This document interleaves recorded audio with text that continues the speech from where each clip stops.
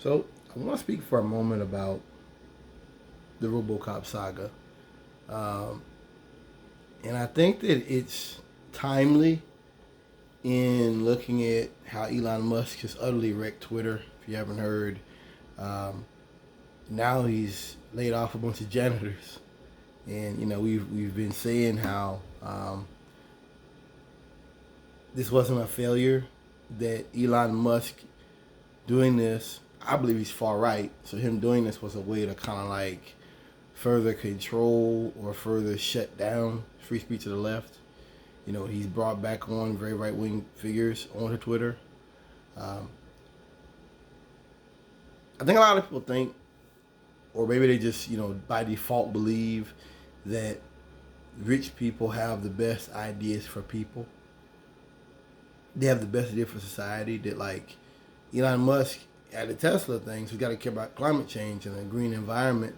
I don't think so. We know about how they get the batteries and things like that.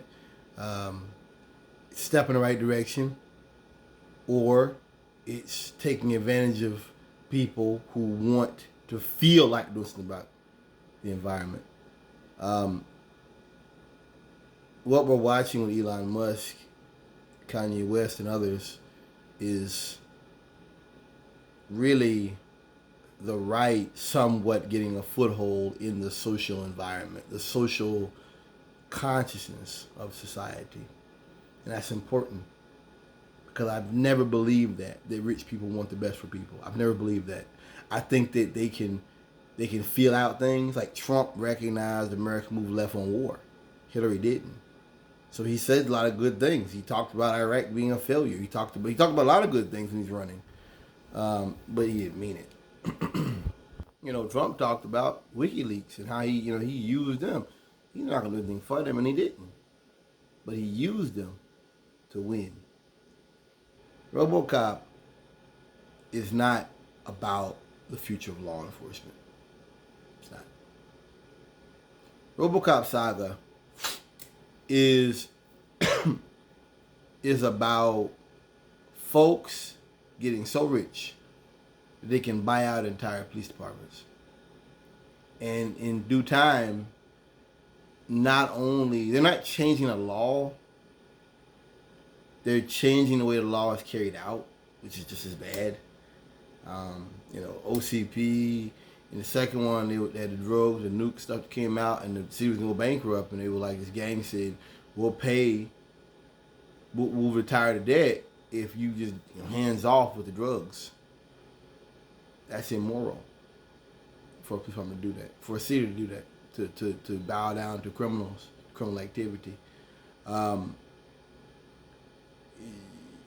RoboCop was about, like I said, rich folks doing that, taking advantage, but it was also about late stage capitalism and a society where our dealing with people that are on the lowest part they can be, on their worst days, dealing with them with increased firepower.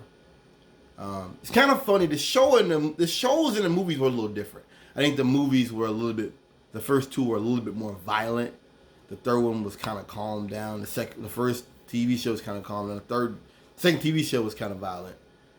So it's kind of not steady there, but they had a war in that show. It was a major war, and the veterans got frozen, and the war wasn't going well, and they couldn't get anybody to put money towards to help the vets. That's America. We don't care about the vets, and we don't care about the war. We didn't follow the war in Iraq and Afghanistan. Nobody cared. Like past 2005, 2008, nobody cared. I think that RoboCop really speaks to, as I said, late stage capitalism. The raid teams getting people out of Cadillac Heights, evicting them. I thought RoboCop is more the state violence, like fascism, where you have corporate power and government. But I realize now that in capitalism today, you don't really need that kind of violence. People just can't live in these areas. It's the same effect, but you don't have that violence is Hollywood. People go into how, in reality, Detroit did go bankrupt, and how that shows RoboCop predicted it, but that's not really the case. In the movie, it was because of various issues, and a gang bought them out. In reality, it was not about criminal stuff at all. It was just something that happened over time. I think that the guy that created that, the guy that he also created Starship Troopers. I think he had a vision of a dark timeline for America, and he was right. He Starship Troopers is like Iraq. With the propaganda, the war was not going well, and you could tell in the propaganda. It just it's terrifying to know that this stuff is. It was so prescient, so eerily prescient of the day we live in today.